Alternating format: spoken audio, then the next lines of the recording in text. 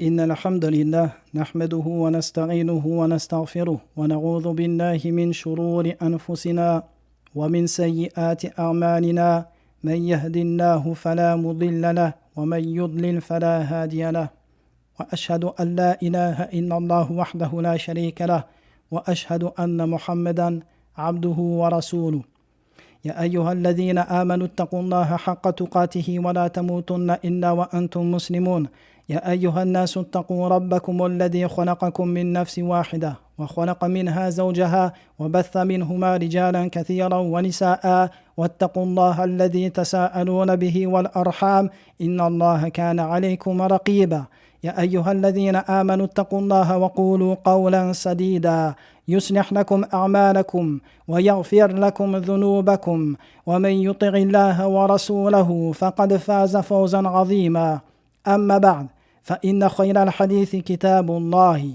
وخير الهدي هدي محمد صلى الله عليه وسلم وشر الأمور محدثاتها وكل محدثة بدعة وكل بدعة ضلالة وكل ضلالة في النار. Assalamu alaikum wa rahmatullahi wa barakatuhu. Bienvenue à tous pour cette introduction à notre étude de la langue arabe. Sachez qu'il convient que chaque musulman, avant qu'il entreprenne l'étude d'une science et plus particulièrement d'une science islamique, il convient qu'il étudie ce qu'on appelle al-mabadi ou al-ashara. Al-mabadi ou al-ashara, littéralement les 10 principes, les 10 fondements.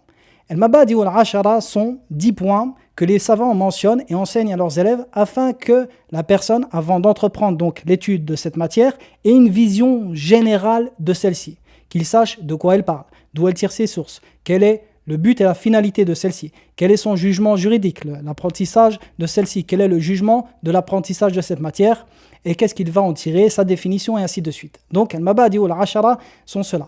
Donc nous, ici, on ne va pas étudier le mabadi ou al-ashara de manière conventionnelle comme on pourrait le faire dans des assises de sciences, mais j'ai mentionné ici une introduction par laquelle je vais essayer de mentionner des points qui sont importants avant que nous entamions l'étude de cette noble langue. Alors, comme vous le savez, Allah a certes élevé, il a honoré, il a donné à la langue arabe un statut qu'aucune langue n'a eu auparavant. Pourquoi ? Car il a révélé son livre en langue arabe. Allah dit dans son livre Hamim wal kitabil mubin inna anzalnahu qur'anan arabiyyan la'allakum taqilun. Dans le sens du verset Hamim, par le livre explicite, nous en avons fait un Coran en langue arabe afin que vous le compreniez. Et dans un autre verset, Allah dit Alif Lam Ra tilka ayatul kitabil mubin inna anzalnahu qur'anan arabiyyan. Dans le sens Alif Lam Ra, voici les versets du livre explicite, nous avons révélé ce Coran en langue arabe. Et dans un autre verset, Allah a dit Wa hadha lisanun arabiyyun mubin. Et ce Coran est en langue arabe éloquente. Par cette révélation, la langue arabe a acquis une suprématie sur toutes les autres langues à travers les siècles et à travers les peuples. La révélation a conféré à la langue arabe un statut sacré. Un statut grâce auquel elle a été préservée. Pourquoi ? Car il ne s'agissait plus ici d'une simple langue, mais il s'agissait d'une religion. La religion tout entière reposant sur cette langue, il était obligatoire de préserver cette langue. Et c'est pour cela que, si vous méditez toutes les langues existantes sur Terre à cette heure-ci, il n'y en a aucune qui n'a jamais changé à travers les siècles, excepté la langue arabe. Donc la révélation a conféré à cette langue un caractère sacré.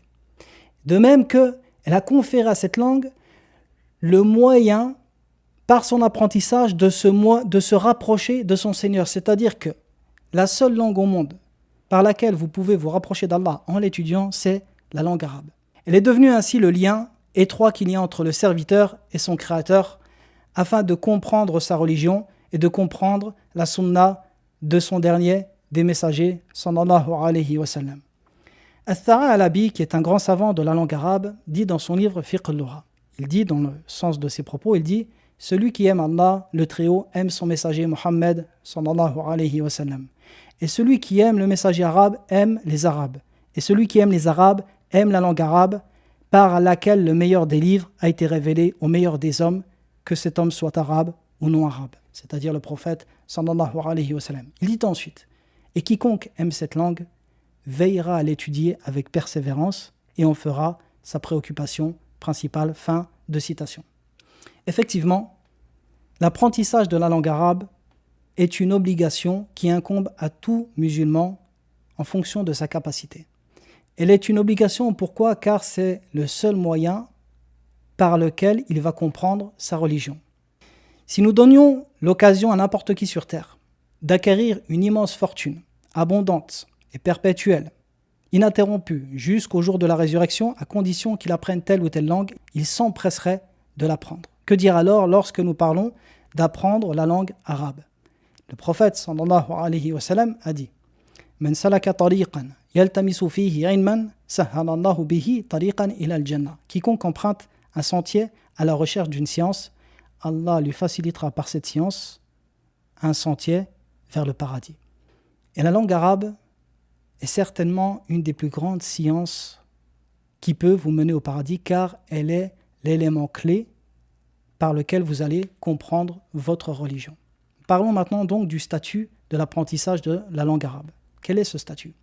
Ibn Abdil Barr, le grand savant malikite, rapporte que Omar ibn al-Khattab, le deuxième calife et le compagnon du prophète, sallallahu alayhi wa sallam, a dit « Apprenez les règles de l'héritage, la sunna et la langue arabe, comme vous apprenez le Coran. » Ibn Abi Shayba rapporte encore de Omar, radiyallahu anhu, il dit « Apprenez la langue arabe et les règles de l'héritage, car elles font partie de votre religion. » Donc vous voyez ici que Omar ordonnait aux gens d'apprendre la langue arabe.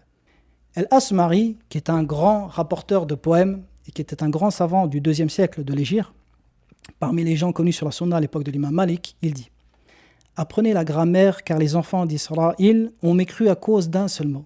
Il était mentionné avec une shedda et ils l'ont prononcé sans shedda. » Alors le mot avec la shedda ici, c'est wallada. Et eux, ils l'ont prononcé walada. Donc c'est-à-dire que le mot, quand ils l'ont déformé, ils ont dit « Allah a enfanté Isa ». Alors qu'à la base, c'est « Allah a fait naître de Maryam Isa ». Mais en changeant une seule lettre, ils ont changé le sens. L'imam Shafi'i disait « Il incombe à chaque musulman d'apprendre de la langue arabe ce qu'il est en capacité d'apprendre, afin de s'acquitter de ses obligations religieuses. » Donc vous voyez ici, l'imam Shafi'i voyait que ceci est obligatoire en fonction des obligations religieuses, qui peuvent changer d'une personne à l'autre. Par exemple, un prêcheur n'a pas les mêmes obligations religieuses qu'une personne de la masse, et encore moins un savant, son rang est encore plus grand, il a plus d'obligations. Ibn Taymiyyah, rahimahullah, a dit « La langue arabe fait partie intégrante de la religion islamique. Elle fait partie intégrante de la religion islamique. Et sa connaissance est une obligation pour tout musulman. En effet, la compréhension du Coran et de la Sunna est obligatoire, et ces textes ne peuvent être compris qu'à travers la langue arabe. Comme le stipule la règle, ce dont l'obligation dépend pour se concrétiser devient également obligatoire. La règle dit « ce dont l'obligation dépend pour se concrétiser devient également obligatoire ». C'est-à-dire que la compréhension du Coran et de la Sunna est obligatoire, mais les deux dépendent de quoi ? Ou plutôt sa compréhension dépend de quoi ? De la compréhension de la langue arabe et de son étude, donc l'étude de la langue arabe. Et sa compréhension deviennent également obligatoires. Il fut rapporté que Ali ibn Abi Talib radiyallahu anhu frappait Al-Hassan et Al-Hussein radiyallahu anhuma lorsqu'ils se trompaient en arabe, lorsqu'ils faisaient des fautes, ce qu'on appelle des lahn, c'est des erreurs de grammaire. Et il fut rapporté également cela de Ibn Omar et de Ibn Mas'ud radiyallahu anhuma. Alors de tous ces textes, on peut tirer 2 points importants. Le premier, le fait que la langue arabe fait entièrement partie des sciences religieuses, par lesquelles le serviteur est récompensé dans leur apprentissage. Il est important de rappeler cela. Ce que vous faites est une adoration. Donc, chaque adoration doit avoir une intention. Et l'intention est bonne ou mauvaise. Soit elle est pour Allah, soit elle est pour un autre que lui. Donc, rappelez-vous toujours qu'il faut étudier cette langue pour Allah. Que l'intention doit être bonne. Que lorsque vous étudiez cette langue, vous l'étudiez avec une intention religieuse, comme une adoration, afin d'être récompensé. Et chaque chose, chaque effort que vous allez faire dans l'étude de celle-ci, chaque euro que vous allez dépenser dans celle-ci, vous serez rétribué pour cela yawm al-qiyamah. Donc le premier point, c'est que cette science fait partie des sciences religieuses et que par cette étude, on est récompensé. Le deuxième point, c'est que il est obligatoire, il incombe d'apprendre de celle-ci à chaque musulman ce par quoi il va pratiquer sa religion. Et pratiquer sa religion, ça veut dire, par exemple, comprendre le Coran, comprendre les obligations, et ainsi de suite. Et après, comme je l'ai dit, à des degrés différents selon le rang et le statut du musulman dans la société. Très bien. Sachez que, barakallahu fikoum, que les sciences, elles sont de deux types. Les sciences islamiques sont de deux types. Des sciences qu'on appelle instrumentales et des sciences qui sont des objectifs. En arabe, on dit ilmu al-wasa'il wa ilmu al-maqasid. Qu'est-ce que ça veut dire? Ça veut dire que les sciences islamiques, il y a des sciences qui sont des objectifs. Les étudier et les comprendre est un objectif. Comprendre le Coran est un objectif. Comprendre le fiqh est un objectif. Comprendre le tafsir est un objectif. Étudier la croyance, l'aqidah est un objectif. D'accord? Toutes ces sciences, comprendre la sunna également du prophète, alayhi salatu wa salam, est un objectif. Donc ça, c'est ce qu'on appelle ilm maqasid. Tout ceci est un objectif. C'est des sciences qui sont un but, qui sont un objectif. Le deuxième type de sciences, c'est des sciences qui sont instrumentales. Ilmu al-wasail. C'est-à-dire, ces sciences sont des instruments, des outils par lesquels on va comprendre les sciences qui sont des objectifs. Est-ce que vous pouvez comprendre le Coran sans l'étude de la langue arabe? Non. Mais est-ce que l'étude de la langue arabe, pour une personne seule comme ça, juste l'étude de la langue arabe, la personne est récompensée? Non. Si on prendrait par exemple un kafir qui étudie la langue arabe, il ne serait pas récompensé. Mais lorsque cette science devient un instrument pour comprendre une science qui est un objectif, alors là vous êtes récompensé. Un autre exemple, la science de usul al-fiqh, les fondements du fiqh. Cette science est un outil. C'est un moyen par lequel vous allez comprendre le fiqh. Ou encore usul al-hadith. Usul al-hadith est une science par laquelle vous allez savoir quand est-ce que le hadith est authentique ou non. Donc ces sciences sont des moyens par lesquels vous allez comprendre les sciences qui sont des objectifs. Et ici, il existe une règle qui dit que les sciences qui sont instrumentales ont le même jugement que les sciences qui sont des objectifs. Pourquoi? Car le but de ces sciences, c'est d'atteindre la compréhension de ces sciences qui sont des objectifs. Donc, lorsqu'elles deviennent des moyens de les atteindre, eh bien, elles prennent le même jugement. Ce qui veut dire que si la compréhension du Coran et de la Sunna est obligatoire, eh bien, l'étude de ce par quoi vous allez comprendre le Coran et la Sunna devient également obligatoire. Ce qui veut dire que l'étude de la langue arabe devient obligatoire. Et si une personne, il incombe de comprendre le fiqh en détail, eh bien pour lui, l'étude de usul al-fiqh devient obligatoire. Ou un savant du hadith, l'étude des fondements du hadith devient également pour lui obligatoire et ainsi de suite. Donc vous comprenez de là que l'étude de la langue arabe est une des plus grandes injonctions et que la langue arabe est la science instrumentale la plus grande. Il n'y a pas de science instrumentale plus grande que la langue arabe.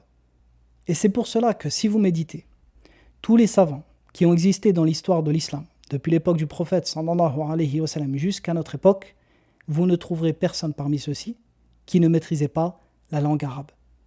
L'imam Ash-Shatibi, le grand savant malikite, mentionnait que parmi les conditions pour que le savant atteigne le rang de mujtahid, c'est celui qui a la capacité d'interprétation des textes et d'en tirer des jugements, d'accord? Donc, pour que le savant atteigne le rang de mujtahid, parmi les conditions, le fait qu'il connaisse la langue arabe comme la connaissaient les Arabes de l'époque du prophète, alayhi salatu wa salam. Ou alors comme la connaissaient les grands imams des premières générations, comme Al-Khalil et As-Sibawayh. Donc, regardez ici l'importance qu'il a donnée à la langue arabe et la condition de connaître celle-ci pour être un mujtahid.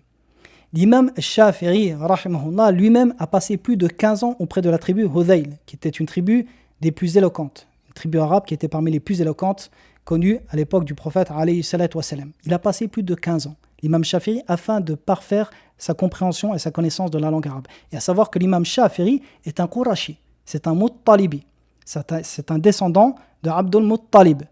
Et c'est quelqu'un qui a grandi à la Mecque à l'époque où la langue arabe était une des plus belles, une des plus pures, avant qu'elle ne soit altérée et corrompue. Comme vous le savez, la langue arabe repose sur 3 sources principales. Le Coran, la Sunna authentique et les paroles des Arabes seulement. Est-ce que nous disons toutes les paroles des Arabes? Est-ce qu'encore aujourd'hui, nous prenons par exemple les paroles des Saoudiens, des Yéménites, des Tunisiens pour dire « Ah bah ceci est arabe, ça fait partie de la langue arabe ». Non, forcément. Quand la langue arabe s'est altérée, les savants ont dit on ferme ce qu'on appelle « al-ihtijaj bil-lughatil arabe ». On scelle la capacité ou le pouvoir de déduire des jugements linguistiques de la langue des Arabes. Pourquoi? Car elle s'était altérée. Et cette époque varie entre les villes et le désert. Pourquoi? Car le désert n'avait pas été corrompu par, si on peut dire corrompu, par l'arrivée ou l'entrée en masse des non-arabes dans l'islam. Alors, vu qu'il y a eu énormément de non-arabes qui sont entrés dans l'islam et qui se sont mélangés avec les musulmans, très vite la langue arabe s'est altérée. Forcément, le niveau d'arabe a baissé. Même s'ils apprenaient tous l'arabe, le niveau a baissé. Et il y a des mots de dialecte qui sont mélangés, les règles n'étaient plus trop respectées, ainsi de suite, ce qui fait que très vite le niveau a commencé à descendre et elle est devenue corrompue. Seulement dans les campagnes, vu que les tribus ne se mélangeaient pas trop, cette période, ce qu'on appelle donc la période de l'ihtijaj, la période dans laquelle on peut utiliser les paroles des Arabes comme preuve pour déduire des règles linguistiques, eh bien, elle a duré plus longtemps dans les campagnes. Et c'est pour cela que l'imam Shafi'i lui-même partait donc dans ces tribus, la tribu de Hudayl, afin de parfaire sa compréhension. Et l'imam Shafi'i lui-même faisait les éloges de l'imam Ahmed. Il disait parmi ses éloges que l'imam Ahmed était un imam dans 7 caractéristiques, et parmi ces caractéristiques, un imam dans la langue arabe. Ibn Taymiyyah lui-même a des livres sur la grammaire arabe. Il contredisait Sibawayh dans plusieurs questions grammaticales. Et ici, il y a une histoire qu'on rapporte pour souligner l'importance de la grammaire arabe et le rôle de la langue arabe dans la compréhension de la religion. L'imam Al-Kisa'i, qui est un grand lecteur du Coran, il a une lecture dans le Coran et qui était un très grand savant dans la langue arabe. Il rapporte qu'un jour il était en présence de Abu Yusuf al-Qadi, qui est le compagnon de Abu Hanifa. C'était un grand savant du hadith, mais du fiqh également. D'accord ? Et c'était quelqu'un sur la sunna, Abu Yusuf al-Qadi. Et Abu Yusuf al-Qadi fréquentait le calife de l'époque qui est Harun al-Rashid. D'accord ? Harun al-Rashid. Et à savoir que Harun al-Rashid aimait Al-Kisa'i, il aimait échanger sur la grammaire. C'était quelqu'un qui aimait la langue arabe, qui aimait la science de la grammaire. Alors Abu Yusuf al-Qadi, un jour, lorsqu'il était en présence donc, de Al-Kisa'i et de Harun al-Rashid, le calife, il se mit à critiquer la science de la grammaire, afin de plus ou moins blâmer le calife, dans le sens où il passait du temps à étudier cette matière, et il dit, pour dénigrer celle-ci, mais qu'est-ce que la grammaire ? Alors Al-Kisa'i, qui était un très grand savant de la langue arabe, il lui dit, que dis-tu d'un homme qui dit « Ana qatilun ghulamak » Et lui, le deuxième homme, donc cet homme, il dit à un autre homme, il dit « Ana qatilun ghulamak » Je vais vous traduire après.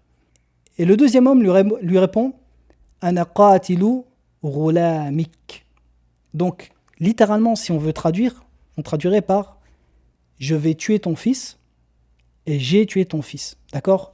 Si on voulait être précis dans la traduction, on dirait ça. Je vais tuer ton fils et j'ai tué ton fils. Bon, là, j'enlève tout le suspense à l'histoire parce que en français, je voulais traduire correctement. Mais dans la langue arabe, celui qui ne comprend pas les subtilités de la langue arabe, il ne voit pas de différence. Pour lui, il comprend « je vais tuer ton fils » ou « j'ai tué ton fils », un des deux.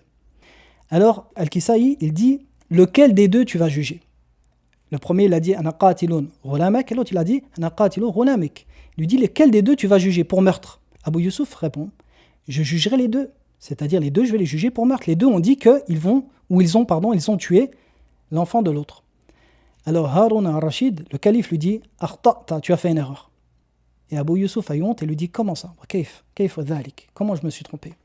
Alors que lui, c'était un juge. Comprenez que c'était un juge qui jugeait des affaires religieuses de ce type.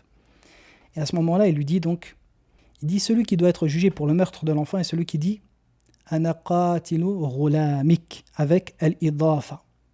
Et dit quant à celui qui a dit Ana qatilun ghulamak, celui-ci ne peut être jugé. Pourquoi ?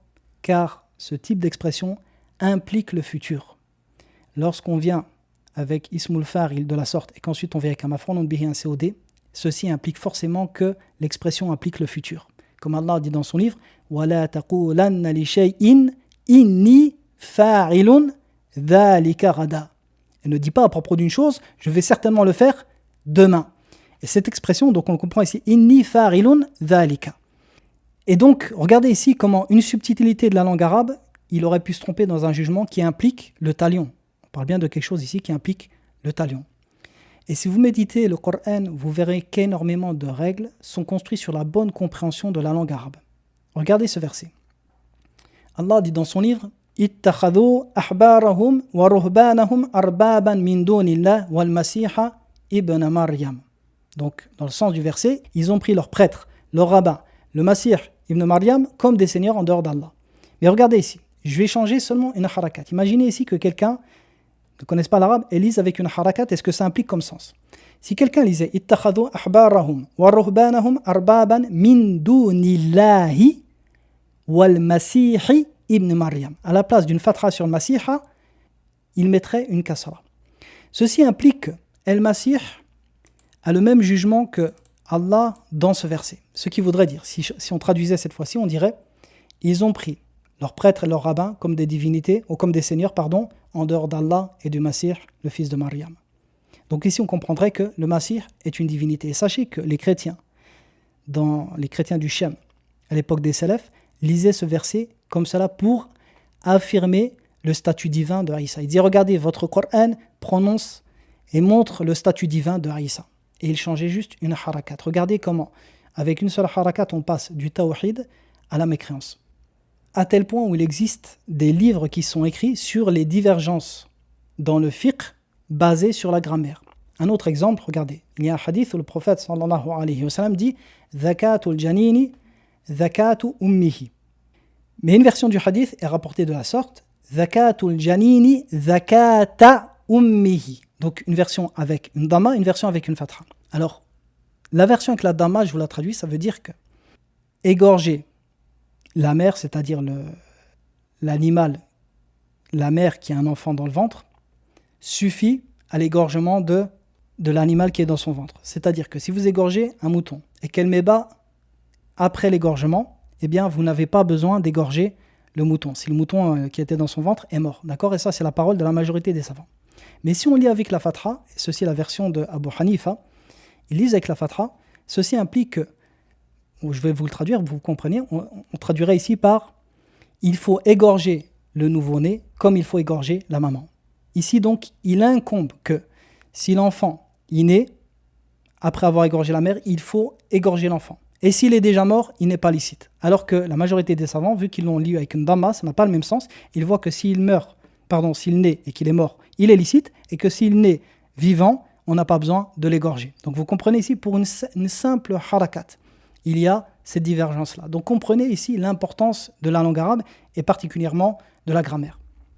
De même que une bonne compréhension donc, de la langue arabe peut entraîner la guidance et la compréhension du Coran et la Sunna, qui est forcément la guidance, eh bien une mauvaise compréhension de celle-ci peut entraîner l'égarement et l'innovation. Et c'est pour cela que As-Suyuti disait « J'ai certes trouvé les salafs avant Sha'afiri qui ont fait allusion au fait que les causes de l'innovation est l'ignorance dans la langue arabe. » As-Suyuti dit que les salafs ont fait allusion au fait que l'innovation avait pour cause quoi ? La mauvaise compréhension de la langue arabe.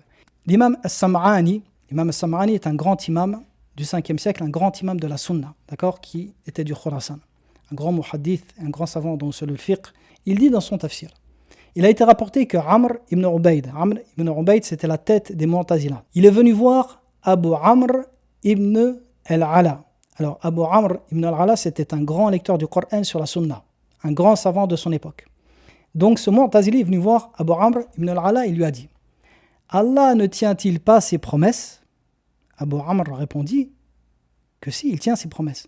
Alors Amr ibn Ubayd répliqua « Mais Allah n'a-t-il pas dit dans son livre « Wa may yaqtul mu'minan muta'ammidan fajaza'uhu jahannamu khalidan fiha wa ghadiba Allahu alayhi wa la'anahu wa 'adda lahu 'adhaban 'azima » Dans le sens du verset « Et quiconque tue volontairement un croyant, sa récompense sera l'enfer éternellement, et Allah sera en colère contre lui, il le maudira, et il lui a préparé un châtiment immense. » Donc regardez ici, il dit « Quiconque tue un croyant volontairement, sa récompense sera l'enfer éternellement. » Alors, ce Mu'tazili, qu'est-ce qu'il dit ? Il dit « Moi je reste sur cette position, c'est-à-dire sur le sens de ce verset, car Allah ne faillit pas à ses promesses. » Donc regardez la compréhension ici. Quiconque tue un croyant volontairement, sa récompense est l'enfer infini. D'accord ? Donc il comprend le verset comme ça. Qu'est-ce que Abu Amr ibn al-Ala, qui était un grand savant et qui comprenait la langue arabe comme la comprenaient les Arabes, il dit « Oh Aba Uthman, tu as compris cela avec la perspective des noms arabes, c'est-à-dire avec la compréhension des noms arabes. Tu n'as pas compris cela avec la compréhension des Arabes. Pourquoi ? Les Arabes ne considèrent pas comme blâmable le fait de ne pas mettre en œuvre une menace, de ne pas appliquer la menace, c'est-à-dire la menace ici, de mettre la personne en enfer éternellement. Mais ceci est spécifique aux promesses, c'est-à-dire que les Arabes ne voient pas que celui qui n'applique pas sa menace ne tient pas ses promesses, et que ceci est blâmable, mais plutôt celui qui ne tient pas ses promesses dans le bien, dans les choses qu'il promet en bien, ceci est blâmable. De cette mauvaise compréhension, ce qui en a découlé, parce que Amr ibn Ubayd est un Mu'tazili, et le Mu'tazila voit que la personne qui fait un grand péché ne rentrera jamais au paradis. Il sera éternellement en enfer, comme El-Khawarij. Donc comprenez, regardez ici comment leur compréhension mauvaise de la langue arabe les a égarés. Très bien, parlons maintenant de la beauté de la langue arabe. Sachez que les savants disent que la langue arabe est la langue la plus riche. Elle est la langue qui exprime le mieux les sens avec précision. Par exemple, la plupart des langues ont besoin du verbe être. Être fatigué, être beau, être riche, être noble, et ainsi de suite. La plupart des langues ont besoin du verbe être pour exprimer des états et des attributs. D'accord ? Et le verbe, dans ces langues, les verbes ne sont employés généralement que pour des actions. Alors qu'en arabe, ce n'est pas le cas.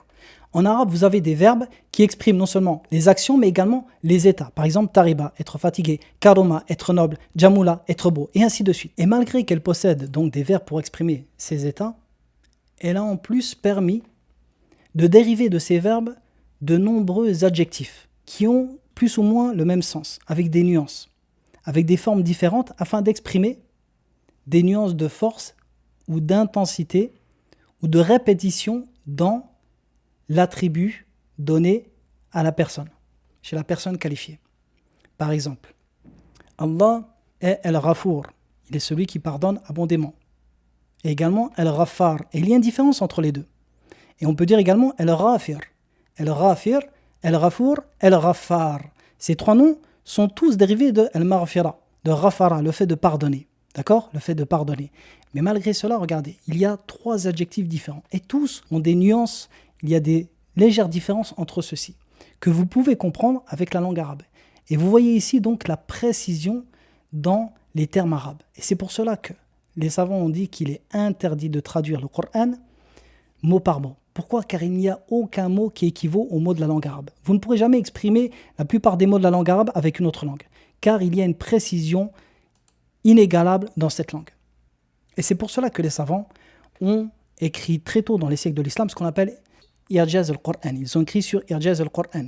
I'jaz al-Qur'an, donc c'est le fait que le Coran rende impuissant les gens de l'imiter. Donc ils écrivaient des ouvrages dans le but de montrer la perfection divine que ce livre céleste avait atteint, et le caractère inimitable de ce livre.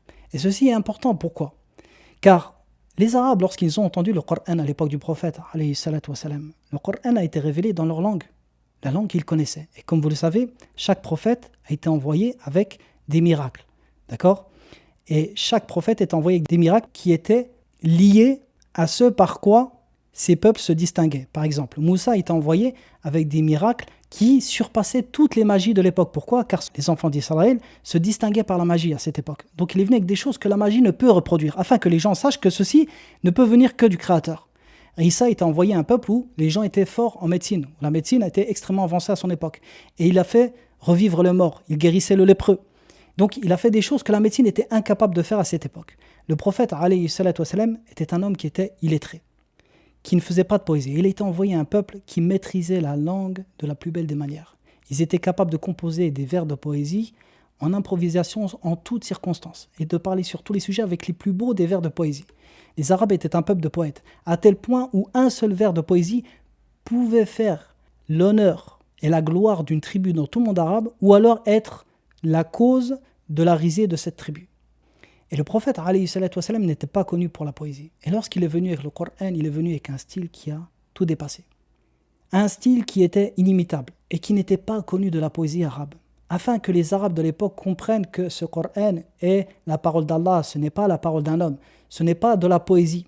Et c'est pour cela que beaucoup de versets dans le Coran commencent par des lettres.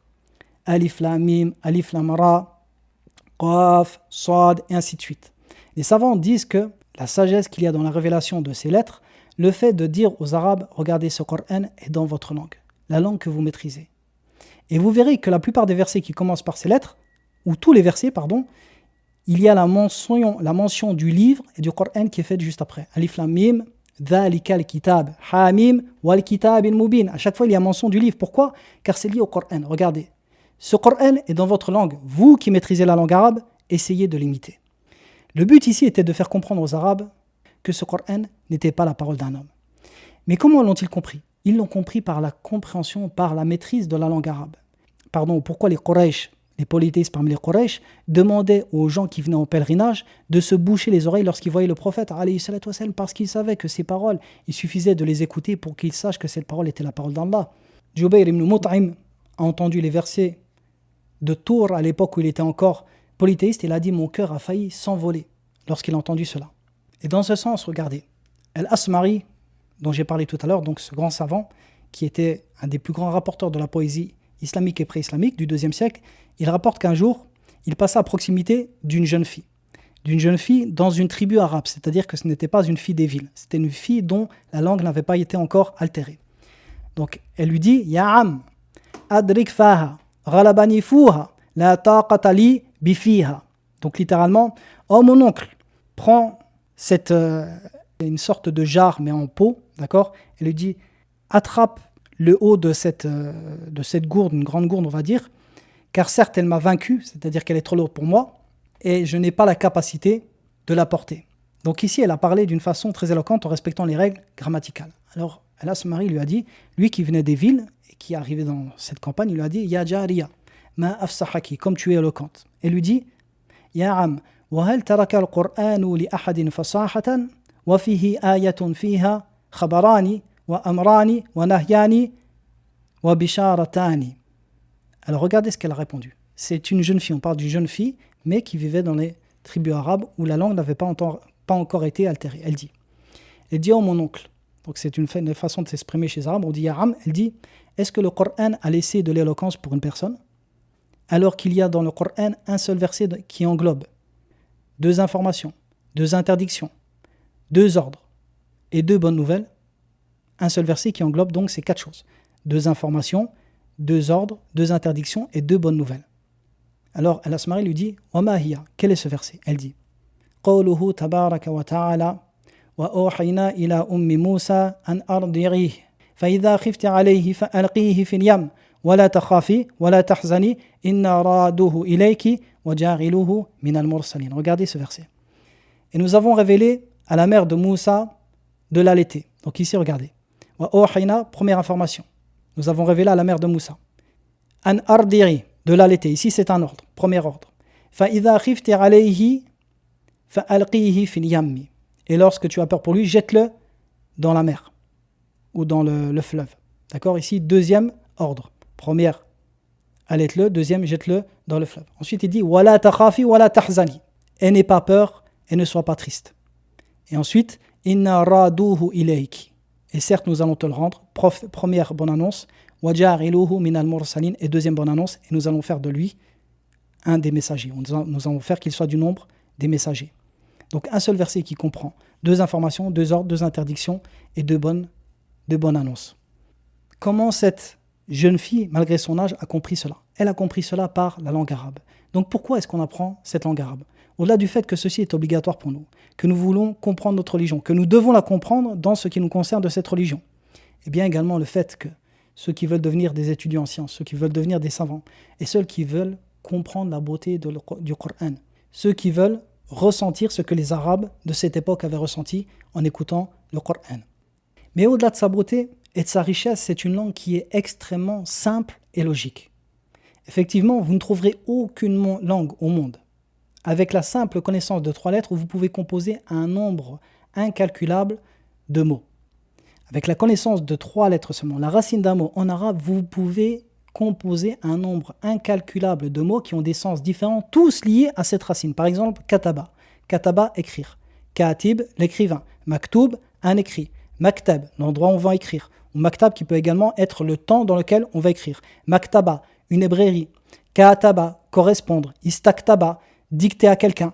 Donc vous voyez ici, avec seulement la connaissance de 3 lettres, j'ai dérivé un nombre considérable de mots. Et ceci est faisable avec la plupart des racines de la langue arabe, à partir du moment où vous connaissez les règles. Et ceci rend l'étude de la langue arabe extrêmement facile et simple pour une personne qui s'en donne les moyens.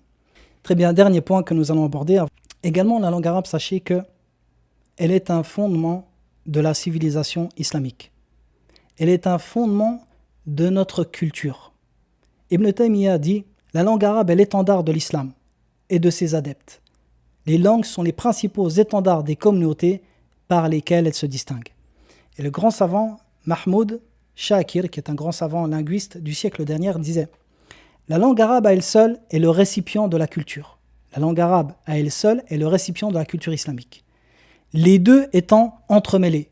Il est donc impossible pour une personne d'atteindre les secrets de la culture sans en englober les aspects de manière à en comprendre les subtilités.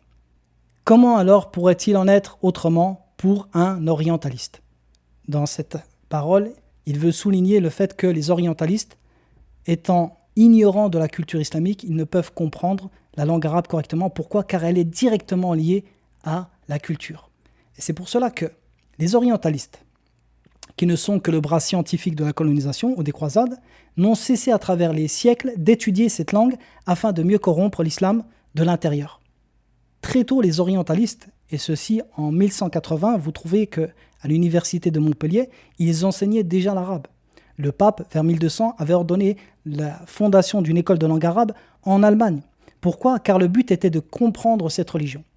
À une époque où la langue arabe était la langue la plus parlée au monde, comme l'explique Mahmoud Shakir. Mahmoud Shakir dit que la langue mondiale à l'époque, la langue qui était la plus enseignée, qui était la plus parlée, était la langue arabe à cette époque. Pourquoi ? Car les Arabes avaient la suprématie du commerce sur terre. Et également, il y avait énormément de savants. C'était l'époque andalouse où les chrétiens allaient étudier chez les musulmans. Donc ils apprenaient la langue arabe, mais également pour la combattre de l'intérieur.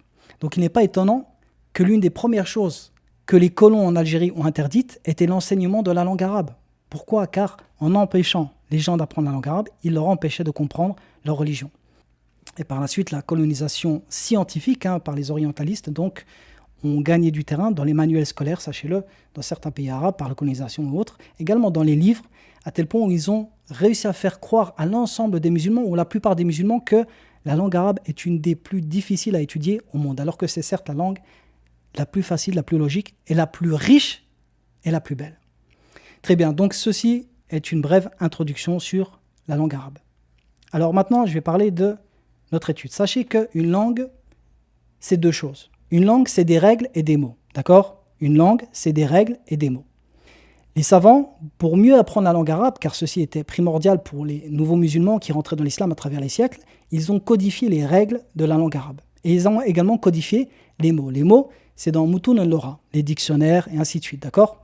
Ou les livres de différences linguistiques, donc les différences qu'il y a entre l'utilisation de tel ou tel mot, c'est des livres qui sont spécifiques. Et des règles. Les règles, ils en ont fait plusieurs matières, comme al-nahu, la grammaire, al-sarf, la conjugaison, qu'on peut traduire par la conjugaison, al-balagha, donc la science qui est liée à l'éloquence. Une langue implique forcément ces deux choses-là. L'un ne va pas sans l'autre. Étudier les règles sans les mots ne sert à rien. C'est comme étudier ce qu'est une division, une multiplication sans connaître les chiffres. De même qu'étudier les mots sans les règles ne fera pas de vous un arabophone ou quelqu'un qui comprend bien la langue arabe. Donc il est important, nous, dans notre étude, qu'on étudie les deux. Et c'est pour cela qu'on va adopter toujours notre étude sur deux cahiers. Un cahier pour les règles, la grammaire ou la conjugaison, et un cahier pour le vocabulaire. D'accord ? Alors les règles de grammaire, on les expliquera, on les simplifiera. Quant au vocabulaire, donc moi je l'expliquerai et je vous donnerai pour chaque mot. Alors chaque nom, je vous donnerai le pluriel. S'il y a des synonymes, je vous les donnerai, pas toujours, car il faut savoir prendre le vocabulaire avec parcimonie afin de bien le maîtriser. Et je vous donnerai des phrases. Pourquoi des phrases ? Car c'est par les phrases que vous allez pouvoir utiliser ce vocabulaire. Et il est important d'avoir pour chaque mot des phrases que vous pouvez utiliser dans la vie de tous les jours. Ou alors des phrases qui font référence à des versets du Coran ou des hadiths. Très bien. Pour les verbes, je vous l'expliquerai. Donc pour les verbes, on mentionnera toujours les temps des verbes. Le madi, le passé, le mudari, le présent, l'amr, l'impératif, et on mentionnera l'infinitif du verbe à chaque fois. Wa sallallahu ala nabiyyina Muhammadin wa ala alihi wa sahbihi wa sallam.